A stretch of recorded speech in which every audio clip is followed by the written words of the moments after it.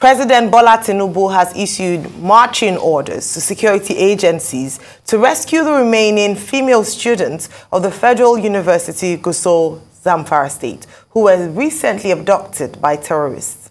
In a statement by Special Advisor to the President, Media and Publicity, Ajuri Ngelale, the President condemns the abduction of the students, noting that there is no moral justification for such heinous crimes against innocent victims whose only offense was their pursuit of quality education.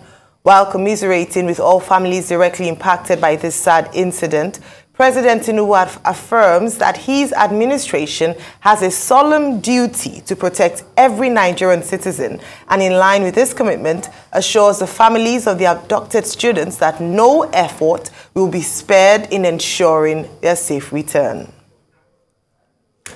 Well, Dr. Rufai Oseni, congratulations on your honorary doctorate award, by the way. And your take on this very sad, and it's interesting because that's education. Yeah. You have the opportunity to go even further, and unfortunately some people do not. I mean, Ayo, it's shocking, and it's a sad one for Nigeria, that we are where we don't want to be again. This reminds me of what happened many years ago in Chibok. We are there again. This reminds me of what has happened in the past as regards insecurity, even cases that we have forgotten about, like the Buniyadi incident. Their only offense is that they've gone to university to get higher education, and they're kidnapped this way. But it's a reflection of the grand insecurity in the country as we speak today. And let nobody deceive us. We've made some appreciable progress, but we've also taken many, many steps backward. Almost every area you go in the country is unsafe. There's massive insecurity across board. And it looks as though we are not doing enough. I just hope the words of President Tinubu is not just mere rhetoric that says, oh, we will tackle them, we'll fight them, we'll provide safety and security. Yes, that's the role of the leader, the president of a country. He's the commander-in-chief, and the Constitution says the aim of the state will be providing safety and security for its citizens. But Nigeria has fallen short so many times as regards that. I just want to empathize with those families this morning, and I'd like to call on the security authorities to bring them back. And not only them, what about the NYSC students? I mean, NYSC core members that were attacked. What about cases of insecurity and kidnapping everywhere for ransom? Who thinks about those ones?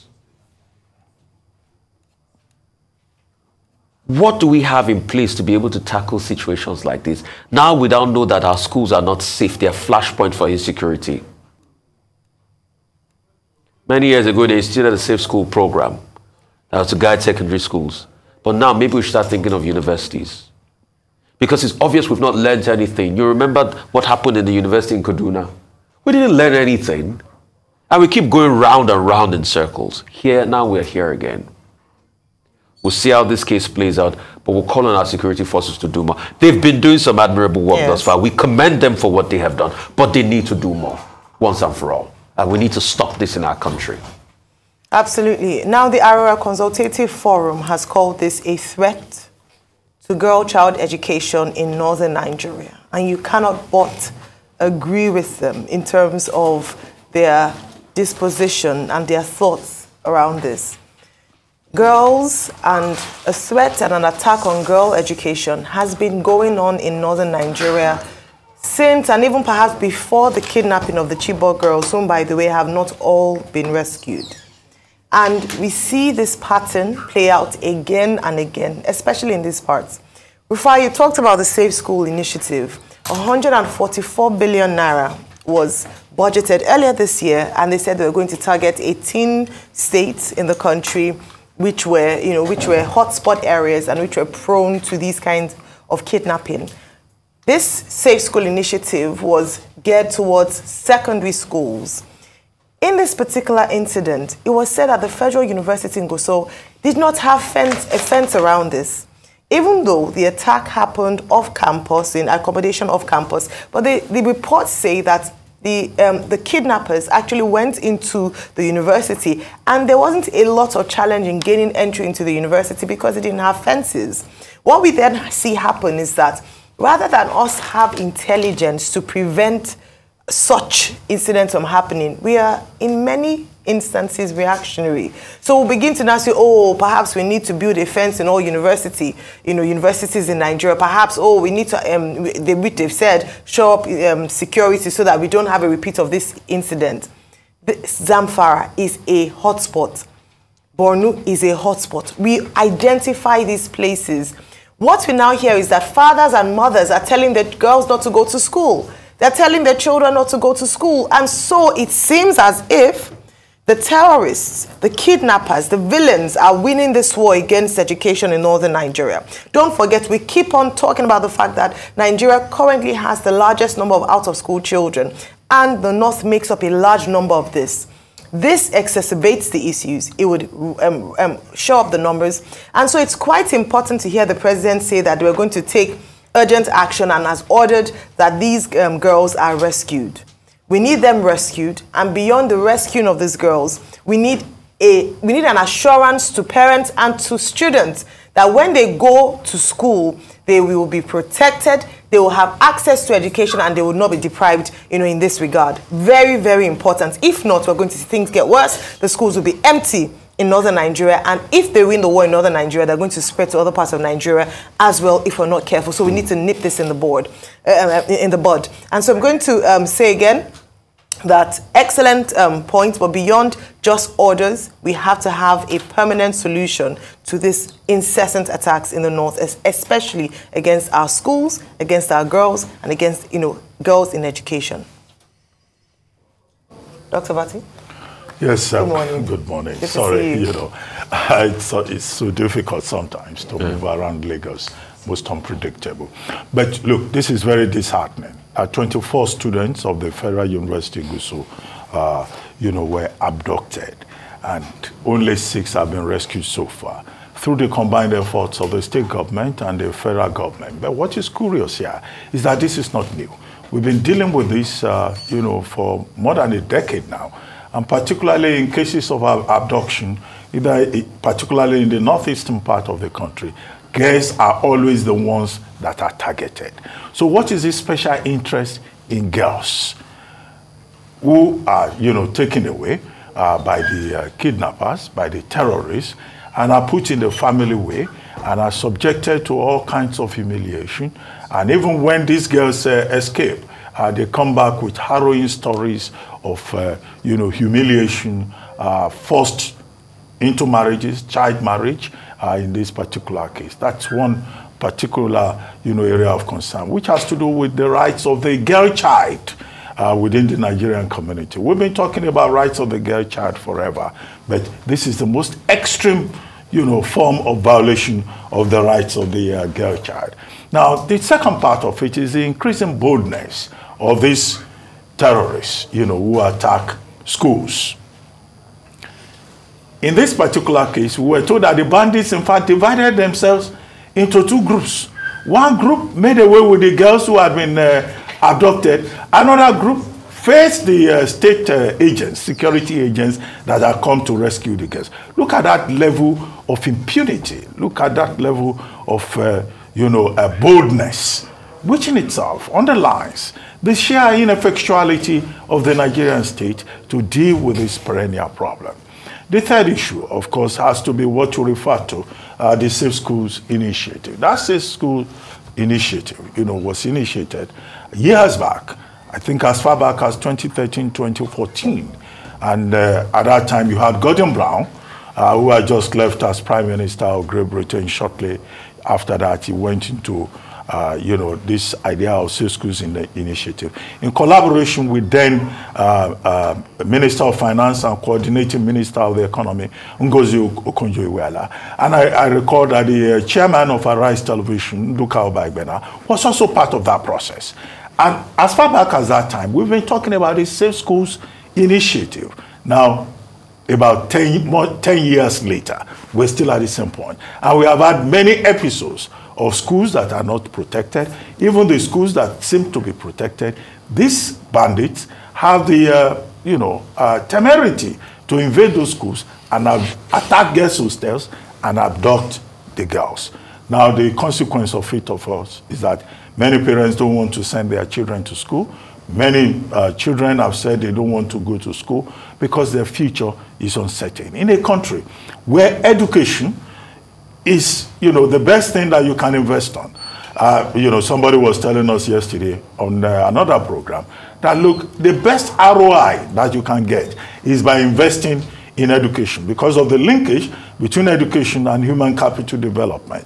And in the part of the country where, education is at a disadvantage, then you'll find further disadvantage as a result of bandits and terrorists, attacking schools. Now, the fourth point.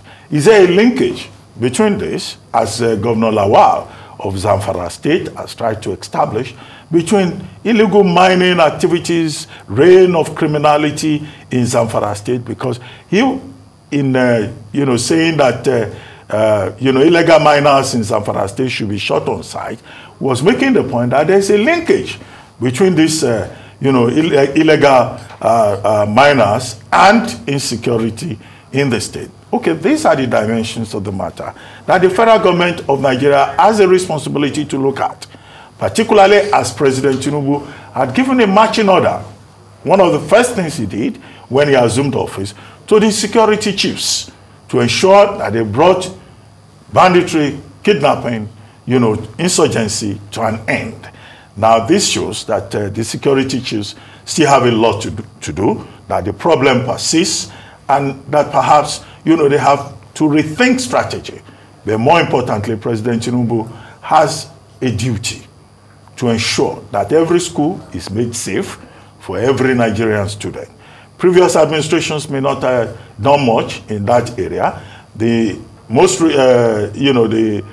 recent administration may have dropped the ball in many ways, but this is a major wake-up call for the Tinubu administration to pay more attention to the safety and security of every student who desires to have education and who has the right under the Nigerian Constitution to be educated, and to be given opportunities to realize his or her potentials to the fullest under the rule of law. Absolutely. Well, moving on to our next story. Barring any last-minute breakthrough in discussions between the federal government and Labour over relief measures following government's removal of fuel subsidy, Nigeria Labour Congress, NLC, may declare an indefinite strike by midnight tomorrow. NLC President Joe Ajaero gave the indication while speaking on a Rise News channel yesterday. Ajaero said the federal government had more than enough time to resolve the dispute and address the concerns of the labour movement, but chose not to do so. But members of the Organized Private Sector of Nigeria, OPSN, expressed worry over the looming strike and warned that incessant industrial action was demarketing Nigeria, worsening the ailing economy and diminishing the livelihood of citizens. Though there were indications at the weekend that the federal government was making frantic efforts through informal channels to prevent the Labour Centre from embarking on the industrial action. The union first observed a two-day nationwide warning strike on September 5 and 6 to show its readiness for the indefinite strike later on this month. I mean, it's shocking that those that say strikes are demarketing Nigeria don't think of the fact that this bad faith being shown by government constantly demarkets Nigeria too. Why are we here? The government promised something and Simple did not do it. We had a committee. They said they were going to liaise and talk about how they were going to help workers cushion the effect of the new economic realities. Nothing happened. When Labour went for those meetings, they were met with very, very, very pregnant silence. And now we are where we are today. After the announcement made by President Tinubu on Inauguration Day, nothing has been done with Labour till date. A lot of promises have not been followed through. Just like I was asking yesterday, I thought they said September was going to be the month student loan will kick off. Where's the student loan? Just like this thing with the workers. And also in this conversation, NECA is also saying, yes, they shouldn't strike. We get NECA's position. Nobody wants to go and strike and shut the economy. But the government must show good faith. So the workers that bear the brunt of so much being expended in inflationary circumstance, in buying goods and commodity in the market, those workers should go and die. Who speaks up for them? Who speaks up for their families? People can't come to work any longer. Everybody pull rides now. People are suffering. I know some families that now do 101. In some cases, 001. It's only in the night they make dinner for the family because of this economic situation. And what are the workers asking for? Better pay, better remuneration. They have other ancillary issues as regards the conduct of management, the way some of their unions were treated and all of that. That's all they keep asking for. But in all of this, at some point, what did the government do? Arm twisted the union, took them to court, took them to industrial court at the point. Nobody wants strike, but the government should show good faith. In all of this, the Minister of Labour has not been able to solve the problem. Conversations always end up in a brickbat. And when Labour wants to go on strike, we blackmail them. What are we doing to ourselves as a nation? The government is supposed to be for its people, it's supposed to create solutions to the problem, bedeviling its workers, and all of that. But as the government created in a solution, zilch, nada, nothing, no solution. Mr. Joe Ajero was speaking on Arise TV yesterday, and he said, barring any last-minute changes, that they might go on strike anytime soon. Nobody wants to strike, but the government must do better. What? Yesterday, the NLC president, Joe Ajero, was my second guest on This Day Live, the Sunday talk show.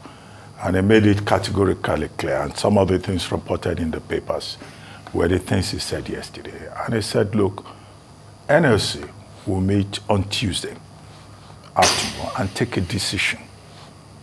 And that from what you could see, it was very clear that they will embark on a total and indefinite strike. So as we are today, on Monday, bearing any major development, and that major development, well, what effect will it have within 24 hours?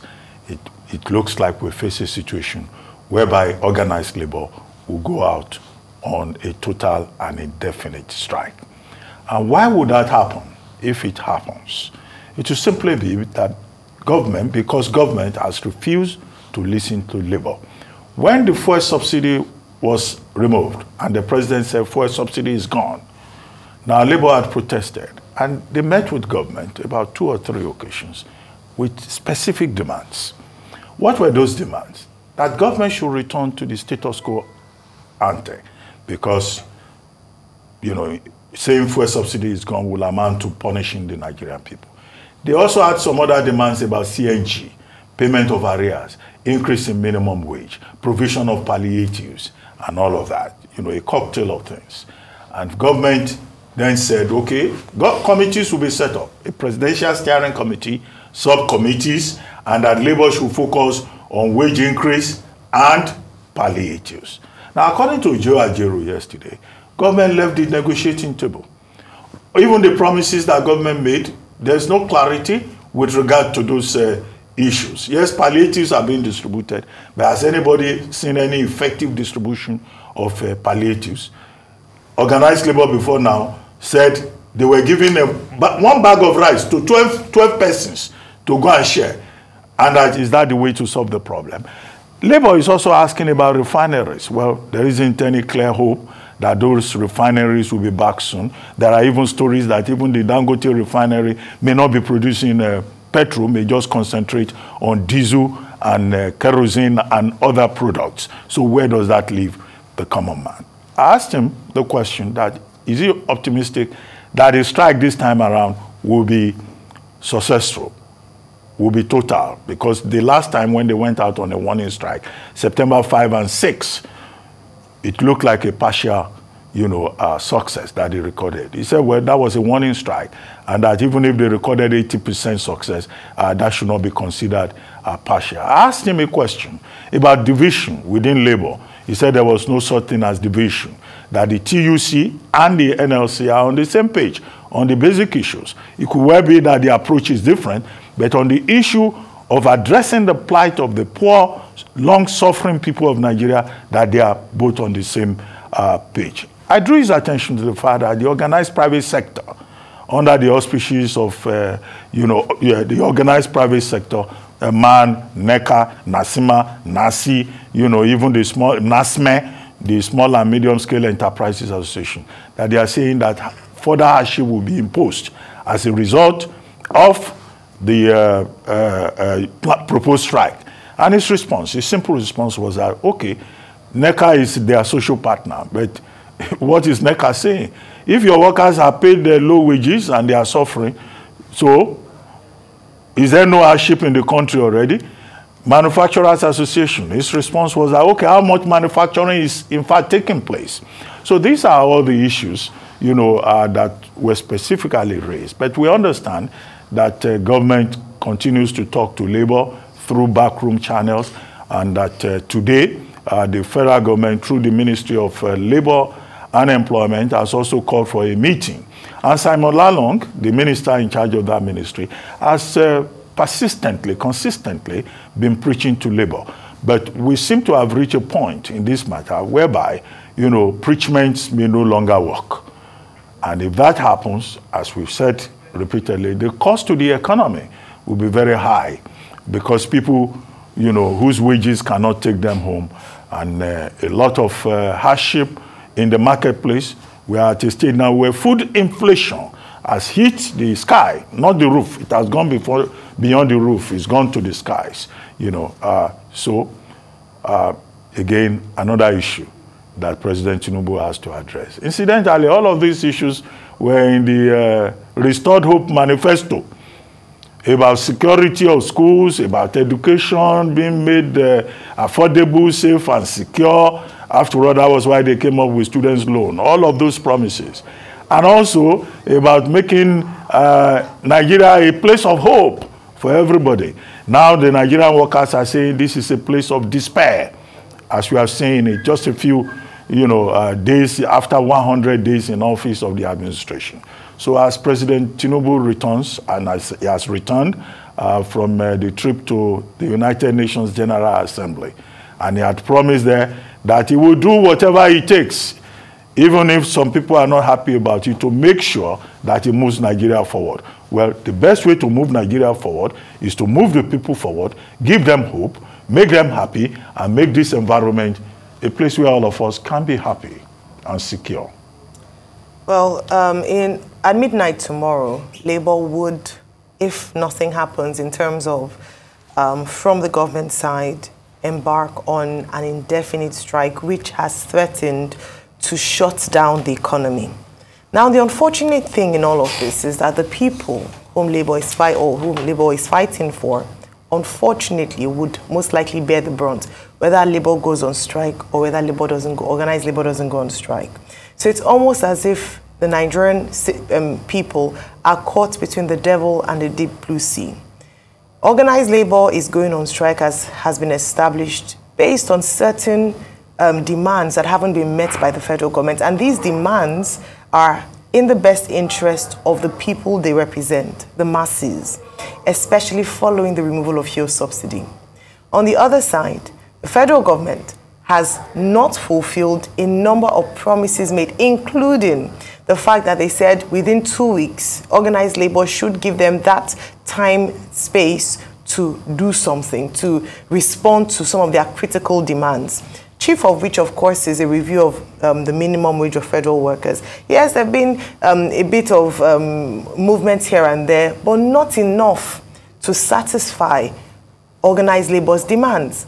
There are a few other short-term and long-term demands that have been made, as has already been established. But one of the things we must say is that it is the body language of government. So they consistently have made promises, including timelines they've asked from Labour to be more patient, give us 2 more weeks, and nothing seems to have been done, at least to the obvious eye. Nothing. I don't know if they're working behind the scenes and they are not reporting, if it's a covert mission, but nothing seems to be done in this time period. And so what organized private sector groups are saying is, they don't even know if organized labor is still working for 200 million Nigerians, because if they go on strike, it's going to impoverish people further, it's going to make the lives of Nigerians harder, and they are shutting down businesses and so on. But they should be pushing that energy towards the federal government, who has put organized labor in this position to go on a strike, because it feels as if no one is speaking for the common man. The voices of the common man aren't being heard because policies are being made. Lives are being made harder, and it doesn't look like there's anything to cushion that effect. And so whilst no one wants a strike, because as they rightly said, it will affect the common man, it will affect the economy, but also the federal government has to act on some of the promises. So the next question, of course, that would be asked is, why has the federal government been loath to fulfill these promises? One of which is that there's simply no money to meet these demands. They don't have money to increase worker salary. Then it goes back to the conversation again as to then why were certain policy decisions made without it thoroughly thought through so that the people don't suffer as much. There are so many questions to be asked, and there doesn't seem to be obvious answers to this. Yes, everyone has said it, from international organizations to analysts here in Nigeria. Fuel subsidy had to go. However, the process of implementation, the timeline given, wasn't done properly. So we find ourselves here again. My heart goes to the Nigerian people, because either which way, whether the strike goes on or it doesn't, if we remain status quo, the people still suffer. People are unable to eat. Inflation is high. People cannot go to work. People are, crime rate is, people are going into desperate measures just to keep body and soul alive. And so, again, pushing back the ball into the courts of the federal government, not organized labor.